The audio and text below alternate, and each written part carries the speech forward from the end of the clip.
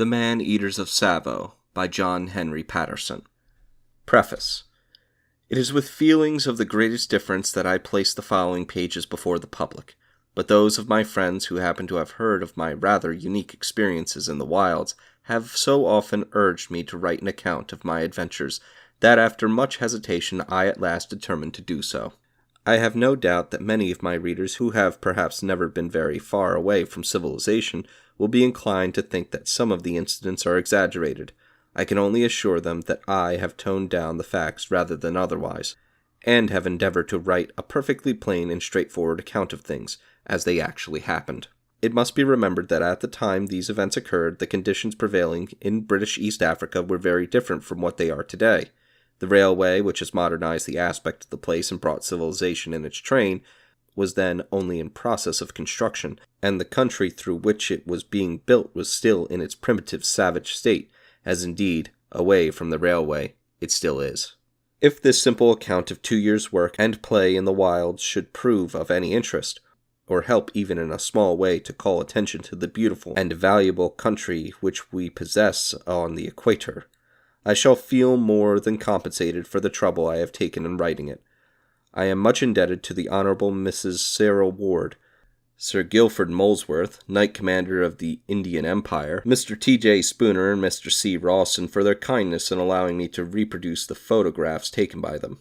My warmest thanks are also due to that veteran pioneer of Africa, Mr. F. C. Sellis, for giving my little book so kindly an introduction to the public as is provided by the Foreword, which he has been good enough to write. J.H.P. August, 1907. Foreword. It was some 7 or 8 years ago that I first read in the pages of the Field newspaper a brief account written by Colonel J.H. Patterson, then an engineer engaged on the construction of the Ugandan Railway, of the Tsavo man-eating lions. My own long experience of African hunting told me at once that every word in this thrilling narrative was absolutely true. Nay, more, I knew that the author had told his story in a most modest manner, laying but little stress on the dangers he had run when sitting up at nights to try and compass the death of the terrible man-eaters, especially on that one occasion when, whilst watching from a very light scaffolding, supported only by 4 rickety poles, he was himself stalked by one of the dread beasts. Fortunately, he did not lose his nerve, and succeeded in shooting the lion, just when it was on the point of springing upon him. But had this lion approached him from behind, I think it would probably have added Colonel Patterson to its long list of victims, for in my own experience I have known of 3 instances of men having been pulled from trees or huts built on platforms at a greater height from the ground than the crazy structure on which Colonel Patterson was watching on that night of terrors. From the time of Herodotus until today, lion stories innumerable have been told and written. I have put some on record myself, but no lion story I have ever heard or read equals in its long-sustained and drastic interest the story of the Tsavo man-eaters as told by Colonel Patterson. A lion story is usually a tale of adventures, often very terrible and pathetic, which occupied but a few hours of one night, but the tale of the Tsavo man-eaters is an epic of terrible tragedies spread out over several months, and only at last brought to an end by the resource and determination of one man. It was some years after I had read the first account published of the Tsavo man-eaters that I made the acquaintance of President Roosevelt. I told him all I remembered about it, and he was so deeply interested in that story, as he is in all true stories of the nature and characteristics of wild animals, that he begged me to send him the short printed account as published in the Field. This I did, and it was only in the last letter I received from him that, referring to this story, President Roosevelt wrote, "I think that the account of the Ugandan man-eating lions, described in those 2 articles you sent me, is the most remarkable account of which we have any record. It is a great pity that it should not be preserved in permanent form." Well, I am now glad to think that it will be preserved in permanent form, and I venture to assure Colonel Patterson that President Roosevelt will be amongst the most interested readers of his book. It is probable that the chapters recounting the story of the Tsavo man-eating lions will be found more absorbing than the other portions of Colonel Patterson's book, but I think that most of his readers will agree with me that the whole volume is full of interest and information, The account given by Colonel Patterson of how he overcame all the difficulties which confronted him in building a strong and permanent railway bridge across the Tsavo River makes excellent reading, whilst the courage he displayed in attacking single-handed lions, rhinoceroses, and other dangerous animals was surpassed by the pluck, tact, and determination he showed in quelling the formidable mutiny which once broke out amongst his native Indian workers. Finally, let me say that I have spent the best part of 2 nights reading the proof sheets of Colonel Patterson's book, and I can assure him that the time passed like magic. My interest was held from the first page to the last, for I felt that every word I read was true. F.C. Selous, Worplesdon, Surrey, September 18th, 1907. Chapter 1. My Arrival at Tsavo. It was towards noon on March 1st, 1898, that I found myself entering the narrow and somewhat dangerous harbor of Mombasa on the east coast of Africa. The town lies on an island of the same name, separated from the mainland only by a very narrow channel, which forms the harbor, and as our vessel steamed slowly in, close under the quaint old Portuguese fortress built over 300 years ago, I was much struck with the strange beauty of the view which gradually opened out before me. Contrary to my anticipation, everything looked fresh and green, and an oriental glamour of enchantment seemed to hang over the island. The old town was bathed in brilliant sunshine and reflected itself lazily on the motionless sea. Its flat roofs and dazzlingly white walls peeped out dreamily between waving palms and lofty cacao nuts. Huge baobabs and spreading mango trees, and the darker background of well-wooded hills and slopes on the mainland formed a very effective setting to a beautiful and, to me, unexpected picture. The harbor was plentifully sprinkled with Arab dhows, in some of which, I believe, even at the present day, a few slaves are occasionally smuggled off to Persia and Arabia. It has always been a matter of great wonder to me how the navigators of little vessels find their way from port to port, as they do, without the aid of either compass or sextant, and how they manage to weather the terrible storms that at certain seasons of the year suddenly visit eastern seas. I remember once coming across a dhow becalmed in the middle of the Indian Ocean, and its crew making signals of distress. Our captain slowed down to investigate. There were 4 men on board, all nearly dead from thirst. They have been without drink of any kind for several days, and had completely lost their bearings. After giving them some casks of water, we directed them to Muscat, the port they wished to make, and our vessel resumed its journey, leaving them still becalmed in the midst of the glossy sea. Whether they managed to reach their destination, I never knew. As our steamer made its way to its anchorage, the romantic surroundings of the harbor of Mombasa conjured up visions of stirring adventures of the past, and recalled to my mind the many tales of reckless doings of pirates and slavers, which, as a boy, it had been my delight to read. I remember that it was at this very place that in 1498 the great Vasco da Gama nearly lost his ship and life through the treachery of his Arab pilot, who plotted to wreck the vessel on the reef, which bars more than half the entrance to the harbor. Luckily, this nefarious design was discovered in time, and the bold navigator promptly hanged the pilot, and would also have sacked the town but for the timely submission and apologies of the Sultan. In the principal street of Mombasa, appropriately called Vasco da Gama Street, there still stands a curiously shaped pillar which is laid to have been erected by the great seaman in commemoration of his visit. Scarcely had the anchor been dropped when, as if by magic, our vessel was surrounded by a fleet of small boats and dugouts manned by crowds of shouting and gesticulating natives. After a short fight between some rival Swahili boatmen for my baggage and person, I found myself being vigorously rowed to the foot of the landing steps by the Bahareen sailors, who had been successful in the encounter. Now, my object in coming out to East Africa at this time was to take up a position to which I had been appointed by the Foreign Office on the construction staff of the Ugandan Railway. As soon as I landed, therefore, I inquired from one of the customs officials where the headquarters of the railway were to be found, and was told that they were at a place called Kilindini, some 3 miles away, on the other side of the island. The best way to get there, I was further informed, was by Gahari. which I found out to be a small trolley, having 2 seats placed back to back under a little canopy and running on narrow rails, which are laid through the principal street of the town.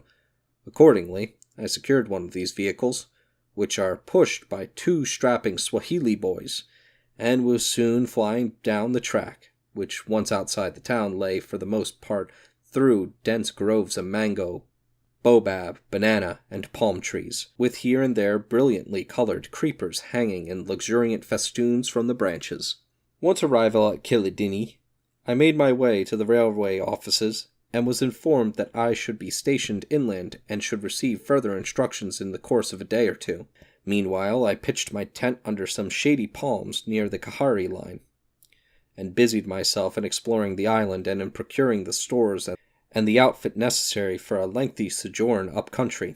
The town of Mombasa itself naturally occupied most of my attention. It is supposed to have been founded about 1000 AD, but the discovery of the ancient Egyptian idols and of coins of the early Persian and Chinese dynasties goes to show that it must at different ages have been settled by a people of the very earliest civilizations. Coming more modern times, it was held on and off from 1505 to 1729 by the Portuguese, a permanent memorial of whose occupation remains in the shape of the grim old fortress, built about 1593, on the site, it is believed, of a still older stronghold. The enterprising sea rovers piously named it Jesus Fort, and an inscription recording that is still to be seen over the main entrance. The Portuguese occupation of Mombasa was, however, not without its vicissitudes. From March 15, 1696, for example, the town was besieged for 33 consecutive months by a large fleet of Arab dhows, which completely surrounded the island. In spite of plague, treachery, and famine, the little garrison held out valiantly in Jesus Fort, to which they had been forced to retire, until December 12, 1698, when the Arabs made a last determined attack and captured the citadel, putting the remnant of the defenders, both men and women, to the sword. It is pathetic to read that only 2 days later a large Portuguese fleet appeared off the harbor, bringing the long-looked-for reinforcements. After this, the Portuguese made several attempts to reconquer Mombasa, but was unsuccessful until 1728, when the town was stormed and captured by General Sampaio. The Arabs, however, returned the next year in overwhelming numbers, and again drove the Portuguese out, and although the latter made one more attempt in 1769 to regain their supremacy, they did not succeed. The Arabs, as represented by the Sultan of Zanzibar, remain in nominal possession of Mombasa to the present day, but in 1887 Said Bargash, the then Sultan of Zanzibar, gave for an annual rental a concession of his mainland territories to the British East Africa Association, which in 1888 was formed into the Imperial British East Africa Company. In 1895, the Foreign Office took over control of the company's possessions, and the Protectorate was proclaimed, and 10 years later the administration of the country was transferred to the Colonial Office. The last serious fighting on the island took place so recently as 1895 to 1896, when a Swahili chief named Mbarak bin Rashid, who had 3 times previously risen in rebellion against the Sultan of Zanzibar, attempted to defy the British and to throw off their yoke. He was defeated on several occasions, however, and was finally forced to flee southwards into German territory. Altogether, Mombasa has in the past well deserved its native name of Kisiwa Mevita, or Isle of War, but under the settled rule now obtaining, it is rapidly becoming a thriving and prosperous town, and as the port of entry for Uganda. It does a large forwarding trade with the interior, and has several excellent stores where almost anything, from a needle to an anchor, may readily be obtained. Kilidini is, as I have said, on the opposite side of the island, and as its name, the place of deep waters, implies, has a much finer harbor than that possessed by Mombasa. The channel between the island and the mainland is here capable of giving commodious and safe anchorage to the very largest vessels, and as the jetty is directly connected with the Uganda Railway, Kilidini has now really become the principal port, being always used by the liners and the heavier vessels. I had spent nearly a week in Mombasa, and was becoming very anxious to get my marching orders, when one morning I was delighted to receive an official letter instructing me to proceed to Tsavo, about 132 miles from the coast, and to take charge of the construction of the section of the line at that place, which had just been reached by the railhead. I accordingly started at daylight next morning in the special train with Mr. Anderson, the superintendent of works, and Dr. McCulloch, the principal medical officer. And as the country was in every way new to me, I found the journey a most interesting one. The island of Mombasa is separated from the mainland by the Strait of Makupa, and the railway crosses this by a bridge about 3/4 of a mile long, called the Salisbury Bridge, in honor of the great Minister for Foreign Affairs, under whose direction the Ugandan railway scheme was undertaken.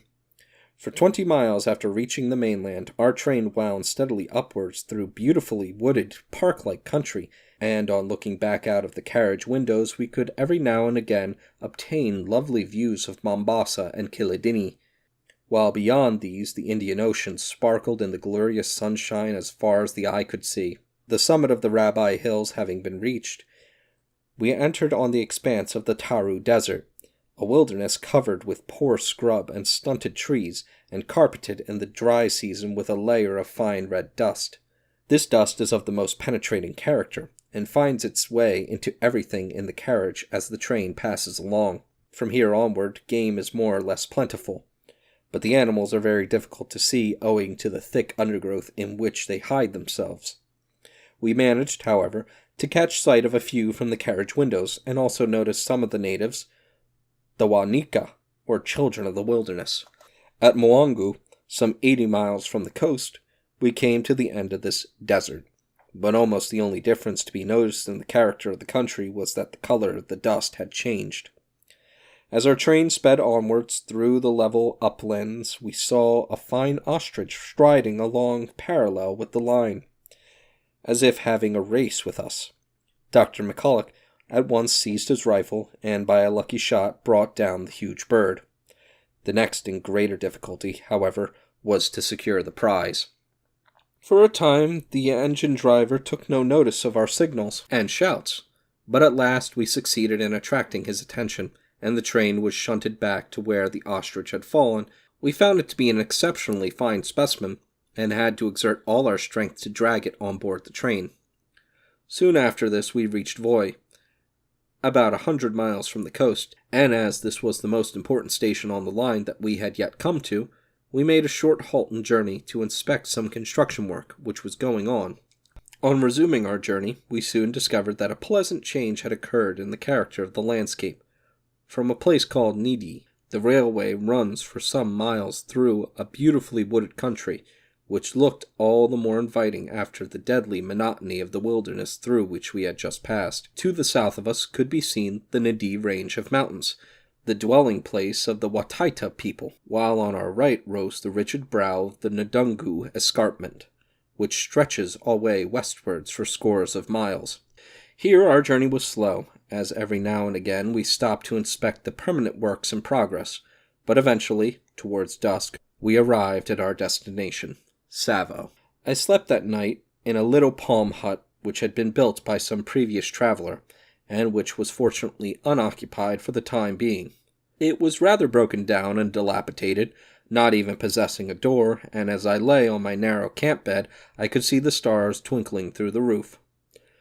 I little knew then what adventures awaited me in this neighborhood, and if I had realized that at that very time 2 savage brutes were prowling around, seeking whom they might devour, I hardly think I should have slept so peacefully in my rickety shelter. Next morning I was up betimes, eager to make acquaintance with my new surroundings. My first impression on coming out of my hut was that I was hemmed in all sides by dense growth of impenetrable jungle, and on scrambling to the top of a little hill close at hand, I found that the whole country as far as I could see was covered with low, stunted trees, thick undergrowth, and wait-a-bit thorns.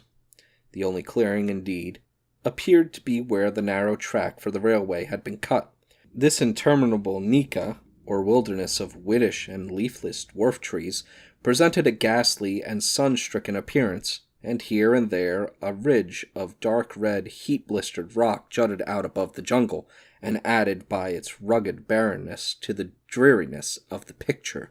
Away to the northeast stretched the unbroken line of the Ndungu escarpment, while far off to the south I could just catch a glimpse of the snow-capped top of the towering Kilimanjaro. The one redeeming feature of the neighborhood was the river from which Tsavo takes its name. This is a swiftly flowing stream, always cool and always running, the latter being an exceptional attribute in this part of East Africa, and the fringe of the lofty green trees along its banks formed a welcome relief to the general monotony of the landscape. While I had thus obtained a rough idea of the neighborhood, I returned to my hut and began in earnest to make preparations for my stay in this out-of-the-way place. The stores were unpacked, and my boys pitched my tent in a little clearing close to where I had slept the night before and not far from the main camp of the workmen. Railhead had at this time just reached the western side of the river, and some thousands of Indian coolies and other workmen were encamped there. As the line had to be pushed on with all speed, a diversion had been made and the river crossed by means of a temporary bridge. My principal work was to erect the permanent structure, and to complete all other works for a distance of 30 miles on each side of Tsavo. I accordingly made a survey of what had to be done, and sent my requisition for labor, tools, and material to the headquarters at Kilindini. In a short time workmen and supplies came pouring in, and the noise of hammers and sledges, drilling and blasting, echoed merrily through the district. Chapter 2. The First Appearance of the Man-Eaters. Unfortunately, this happy state of affairs did not continue for long, and our work was soon interrupted in a rude and startling manner. 2 most ferocious and insatiable man-eating lions appeared upon the scene, and for over 9 months waged an intermittent warfare against the railway and all those connected with it in the vicinity of Tsavo. This culminated in a perfect reign of terror in December 1898, when they actually succeeded in bringing the railway works to a complete standstill for about 3 weeks. At first, they were not always successful in their efforts to carry off a victim, but as time went on, they stopped at nothing, and indeed braved any danger in order to obtain their favorite food. Their methods then became so uncanny, and their man-stalking so well-timed, and so certain of success, that the workmen firmly believed that they were not real animals at all, but devils in lion's shape. Many a time the coolies solemnly assured me that it was absolutely useless to attempt to shoot them. They were quite convinced that the angry spirits of 2 departed native chiefs had taken this form in order to protest against a railway being made through their country, and by stopping its progress to avenge the insult thus shown to them. I had only been a few days at Tsavo when I first heard that these brutes had been seen in the neighborhood. Shortly afterwards, 1 or 2 coolies mysteriously disappeared, and I was told that they had been carried off by night from their tents and devoured by lions. At the time I did not credit this story, and was more inclined to believe that the unfortunate men had been the victims of foul play at the hands of some of their comrades. They were, as it happened, very good workmen, and had each saved a fair number of rupees, so I thought it quite likely that some scoundrel from the gangs had murdered them for the sake of their money. This suspicion, however, was very soon dispelled. About 3 weeks after my arrival, I was roused one morning about daybreak and told that one of my jemadars, a fine powerful Sikh named Ungan Singh, had been seized in his tent during the night and dragged off and eaten. Naturally, I lost no time in making an examination of the place, and was soon convinced that the man had indeed been carried off by a lion, as its pug marks were plainly visible in the sand, while the furrows made by the heel of the victim showed the direction in which he had been dragged away. Moreover, the jemadar shared his tent with 6 other workmen, and one of his bedfellows had actually witnessed the occurrence. He graphically described how, at about midnight, the lion suddenly put its head in at the open tent door and seized Ungan Singh, who happened to be nearest the opening, by the throat. The unfortunate fellow cried out, "Choro," let go, and threw his arms up around the lion's neck. The next moment he was gone, and his panic-stricken companions lay helpless, forced to listen to the terrible struggle which took place outside. Poor Ungan Singh must have died hard, but what chance had he? As a coolie gravely remarked, was he not fighting with a lion? On hearing this dreadful story, I at once set out to try to track the animal, and was accompanied by Captain Haslam, who happened to be staying at Tsavo at the time, and who, poor fellow, himself met with a tragic fate very shortly afterwards. We found it an easy matter to follow the route taken by the lion, as he appeared to have stopped several times before beginning his meal. Pools of blood marked these halting places, where he doubtless indulged in the man-eater's habit of licking the skin off as to get at the fresh blood. I have been led to believe that this is their custom from the appearance of 2 half-eaten bodies which I subsequently rescued. The skin was gone in places, and the flesh looked dry, as if it had been sucked. On reaching the spot where the body had been devoured, a dreadful spectacle presented itself. The ground all around was covered with blood and morsels of flesh and bones. But the unfortunate Jemadar's head had been left intact, save for the holes made by the lion's tusk on seizing him, and lay a short distance away from the other remains, the eyes staring wide open with a startled, horrified look in them. The place was considerably cut up, and on closer examination we found that 2 lions had been there and had probably struggled for possession of the body. It was the most gruesome sight I had ever seen. We collected the remains as well as we could, and heaped stones on them, the head with its fixed, terrified stare seeming to watch us all the time, for it we did not bury, but took back to camp for identification before the medical officer. Thus occurred my first experience of man-eating lions, and I vowed there and then that I would spare no pains to rid the neighborhood of the brutes. I little knew the trouble that was in store for me, or how narrow were to be my own escapes from sharing poor Ungan Singh's fate. That same night I sat up in a tree close to the late Jemadar's tent, hoping that the lions would return to it for another victim. I was followed to my perch by a few of the more terrified coolies, who begged to be allowed to sit up in the tree with me. All the other workmen remained in their tents, but no more doors were left open. I had with me my .303 and a 12-bore shotgun, one barrel loaded with ball and the other with slug. Shortly after settling down to my vigil, my hopes of bagging one of the brutes were raised by the sound of their ominous roaring coming closer and closer. Presently this ceased, and quiet reigned for an hour or two, as lions always stalked their prey in complete silence. All at once, however, we heard a great uproar and frenzied cries coming from another camp about half a mile away. We knew that the lions had seized a victim there, and that we should see or hear nothing further of them that night. Next morning I found that one of the brutes had broken into a tent at Railhead Camp, whence we had heard the commotion during the night, and had made off with the poor wretch who was lying there asleep. After a night's rest, therefore, I took up my position in a suitable tree near this tent. I did not at all like the idea of walking the half-mile to the place after dark, but all the same I felt fairly safe, as one of my men carried a bright lamp close behind me. He, in his turn, was followed by another leading a goat, which I tied under the tree in the hope that the lion might be tempted to seize it instead of a coolie. A steady drizzle commenced shortly after I had settled down to my night of watching, and I was soon thoroughly chilled and wet. I stuck to my uncomfortable post, however, hoping to get a shot, but I will remember the feeling of impotent disappointment I experienced when about midnight I heard the screams and cries and a heart-rending shriek, which told me that the man-eaters had again eluded me and had claimed another victim elsewhere.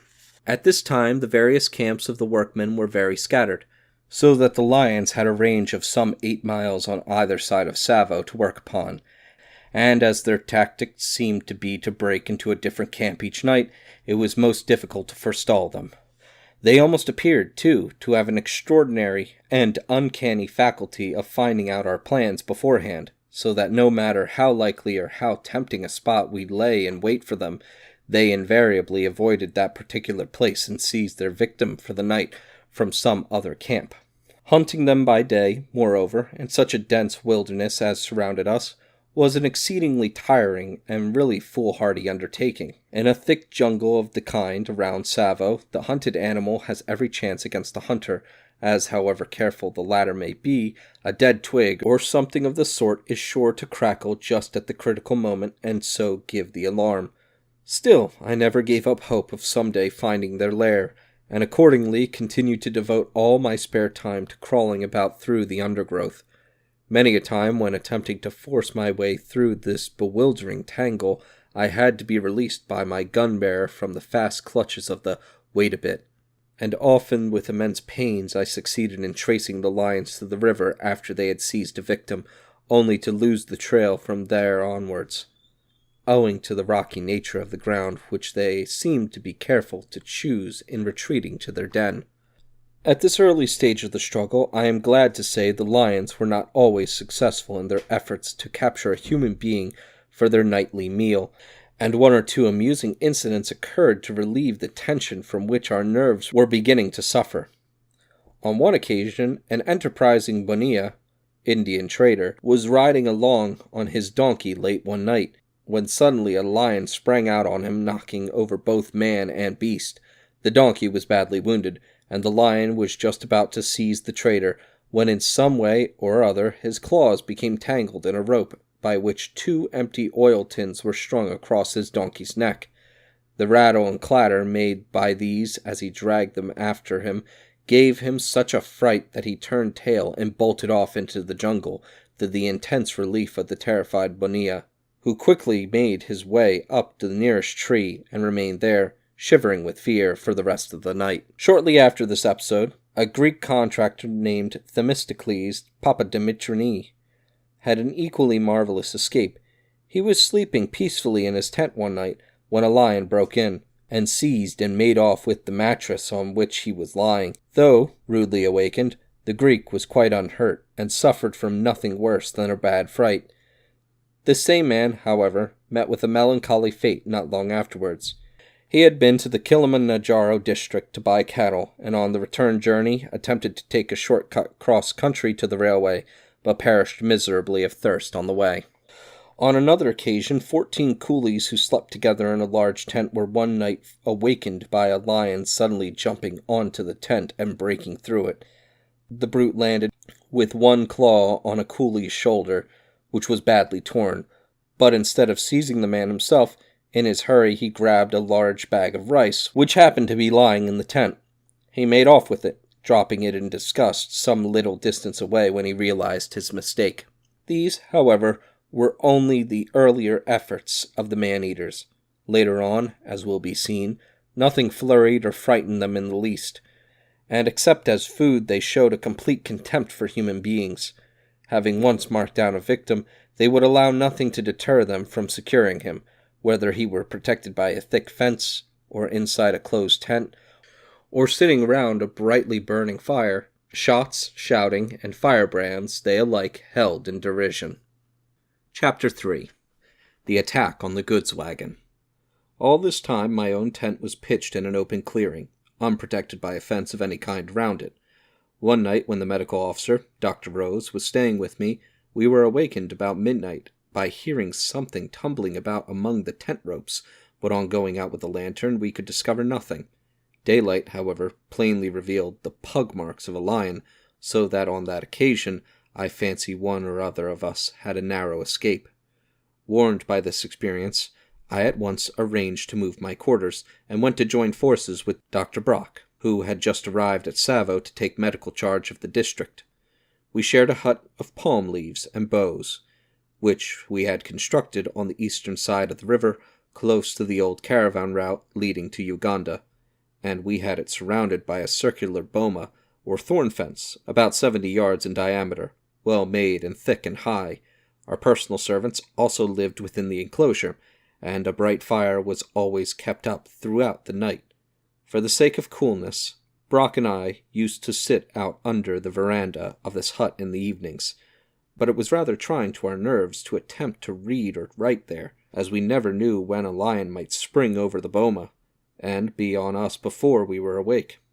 We therefore kept our rifles within easy reach, and cast many an anxious glance out into the inky darkness beyond the circle of the firelight. On 1 or 2 occasions we found in the morning that the lions had come quite close to the fence, but fortunately they never succeeded in getting through. By this time, too, the camps of the workmen had also been surrounded by thorn fences. Nevertheless, the lions managed to jump over or to break through some or other of these, and regularly every few nights a man was carried off, the reports of the disappearance of this or that workman coming in to me with painful frequency. So long, however, as Railhead Camp, with its 2,000 or 3,000 men scattered over a wide area, remained at Tsavo, the coolies appeared not to take much notice of the dreadful deaths of their comrades. Each man felt, I suppose, that as the man-eaters had a large number of victims to choose from, the chances of their selecting him in particular was very small. But when the large camp moved ahead with the railway, matters altered considerably. I was then left with only some few hundred to complete the permanent works, and as all the remaining workmen were naturally camped together, the attentions of the lions became more apparent and made a deeper impression. A regular panic consequently ensued, and it required all my powers of persuasion to induce the men to stay on. In fact, I succeeded in doing so only by allowing them to knock off all regular work until they had built exceptionally thick and high bomas round each camp. Within these enclosures fires were kept burning all night, and it was also the duty of the night watchman to keep clattering 6 empty oil tins suspended from a convenient tree. These he manipulated by means of a long rope, while sitting in safety within his tent, and the frightful noise thus produced was kept up at frequent intervals during the night, in the hopes of terrifying away the man-eaters. In spite of all these precautions, however, the lions would not be denied, and men continued to disappear. When the railhead workmen moved on, their hospital camp was left behind. It stood rather apart from the other camps, in a clearing about 3/4 of a mile from my hut, but was protected by a good thick fence, and to all appearance was quite secure. It seemed, however, as if barriers were of no avail against the demons, for before very long one of them found a weak spot in the boma and broke through. On this occasion the hospital assistant had a marvelous escape. Hearing a noise outside, he opened the door of his tent and was horrified to see a great lion standing a few yards away looking at him. The beast made a spring towards him, which gave the assistant such a fright that he jumped backwards, and in doing so luckily upset a box containing medical stores. This crashed down with such a loud clatter of breaking glass that the lion was startled for the moment, and made off to another part of the enclosure. Here, unfortunately, he was more successful, as he jumped onto and broke through a tent in which 8 patients were lying. 2 of them were badly wounded by his spring, while a third poor wretch was seized and dragged off bodily through the thorn fence. The 2 wounded coolies were left where they lay, a piece of torn tent having fallen over them, and in this position the doctor and I found them on our arrival after dawn next morning. We at once decided to move the hospital closer to the main camp. A fresh site was prepared, a stout hedge built round the enclosure, and all the patients were moved in before nightfall. As I had heard that lions generally visit recently deserted camps, I decided to sit up all night in the vacated boma in hope of getting an opportunity of bagging one of them. But in the middle of my lonely vigil, I had the mortification of hearing shrieks and cries coming from the direction of the new hospital, telling me only too plainly that our dreaded foes had once more eluded me. Hurrying to the place at daylight, I found that one of the lions had jumped over the newly erected fence and had carried off the hospital bishti, water carrier, and that several other coolies had been unwilling witnesses of the terrible scene which took place within the circle of light given by the big campfire. The bishti, it appears, had been lying on the floor, with his head towards the center of the tent and his feet neatly touching the side. The lion managed to get his head in below the canvas, seized him by the foot, and pulled him out. In desperation, the unfortunate water carrier clutched hold of a heavy box in a vain attempt to prevent himself being carried off, and dragged it with him until he was forced to let go by its being stopped by the side of the tent. He then caught hold of a tent rope, and clung tightly to it until it broke. As soon as the lion managed to get him clear of the tent, he sprang at his throat, and after a few vicious shakes the poor bishti's agonizing cries were silenced forever. The brute then seized him in his mouth, like a huge cat with a mouse, and ran up and down the boma looking for a weak spot to break through. This he presently found and plunged into, dragging his victim with him, and leaving the shreds of torn cloth and flesh as ghastly evidences of his passage through the thorns. Dr. Brock and I were easily able to follow his track, and soon found the remains about 400 yards away in the bush. There was the usual horrible sight. Very little was left of the unfortunate Bishti, only the skull, the jaws, a few of the larger bones, and a portion of the palm with 1 or 2 fingers attached. On one of these was a silver ring, and this, with the teeth, a relic much prized by certain castes, was sent to the man's widow in India. Again it was decided to move the hospital, and again, before nightfall, the work was completed, including a still stronger and thicker boma.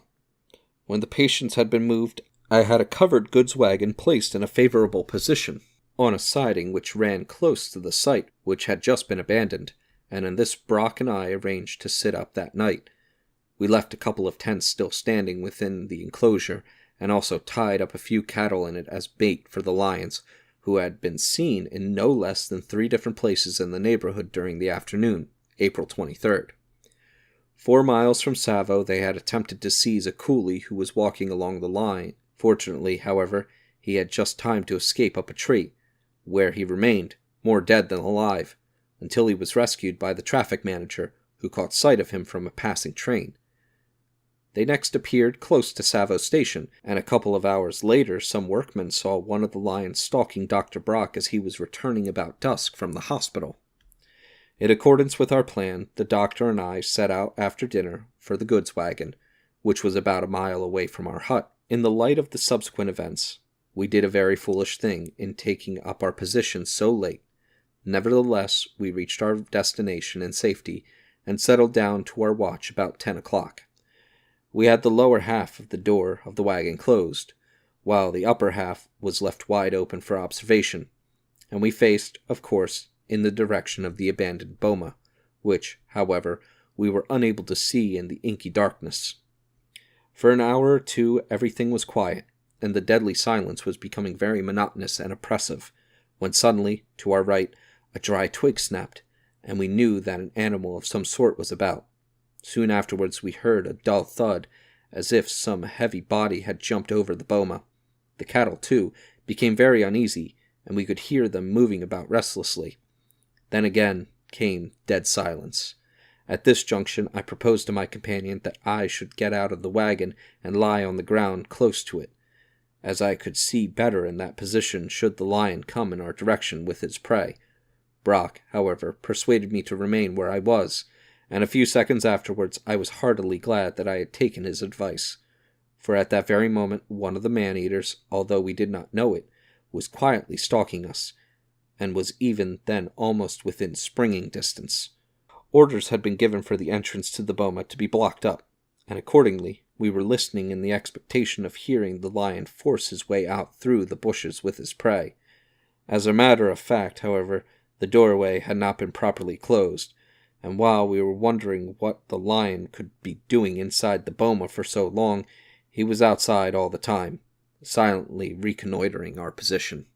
Presently I fancied I saw something coming very stealthily towards us. I feared, however, to trust to my eyes, which by that time were strained by prolonged staring through the darkness, so under my breath I asked Brock whether he saw anything, at the same time covering the dark object as well as I could with my rifle. Brock did not answer. He told me afterwards that he, too, thought he had seen something move, but was afraid to say so lest I should fire and it turn out to be nothing after all. After this there was intense silence again for a second or 2. Then with a sudden bound a huge body sprang at us. "The lion!" I shouted, and we both fired almost simultaneously. Not a moment too soon, for in another second the brute would surely have landed inside the wagon. As it was, he must have swerved off in his spring, probably blinded by the flash and frightened by the noise of the double report, which was increased 100-fold by the reverberation of the hollow iron roof of the truck. Had we not been very much on the alert, he would undoubtedly have got one of us, and we realized that we had a very lucky and very narrow escape. The next morning we found Brock's bullet embedded in the sand close to a footprint. It could not have missed the lion by more than an inch or 2. Mine was nowhere to be found. Thus ended my first direct encounter with one of the man-eaters.